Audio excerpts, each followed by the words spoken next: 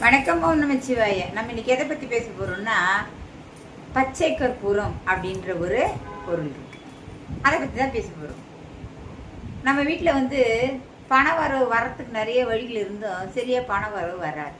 சிலப்போ வீட்டில் ஏதோ ஒரு மன மகிழ்ச்சி இல்லாத மாதிரி நமக்கு தோணும். ஏன்னா நமக்கு தெரியாது, நம்மளுக்கு ஆப்போசிட்டாக எப்படி எப்படி இருக்குது, துர்சக்திகள் ஏதாவது இருக்கா, அது நமக்கு தெரியாது.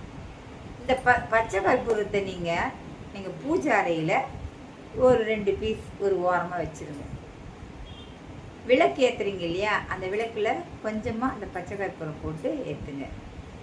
இந்த பச்சை கற்பூரத்தோட வாசனையில் நம்ம வீட்டில் எங்கே இருந்தாலும் துர்சக்திகளோ ஏதோ ஒரு கெட்ட இது இருந்தாலும் எல்லாமே நம்மளை விட்டு விலகிடும். நம்ம பர்சன் ஒன்று இருக்கும், அது கொண்டு போகும்போது அதில் ஒரு சின்ன கற்பூர பீஸ் மடித்து அதில் பேப்பரில் மடித்து போட்டு வைங்க. பண வரவு ரொம்ப நன்றாக இருக்கும். சரிங்களா? அப்புறம் வீடு நம்ம துடைக்கிறோம், எவ்வளோ செய்கிறோம், அப்போல்லாம் கொஞ்சம் பச்சை கற்பூரம் போட்டு அழகாக துடைக்கலாம். கல் உப்பு கூட பச்சை கற்பூரம் போடலாம். ரொம்ப பாசிட்டிவ் வைப்ரேஷன் நம்ம குடும்பத்தில் அது கொடுக்கும். நம்ம பணம் வைக்கிறதுக்குன்னு பீரோவில் ஒரு இடம் வச்சுருப்போம்.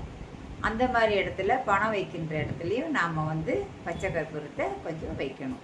அப்படி வைக்கும்போது பணத்தை ஆகர்ஷணம் பண்ணக்கூடிய சக்தி பச்சை கற்பூரத்துக்கு உண்டு.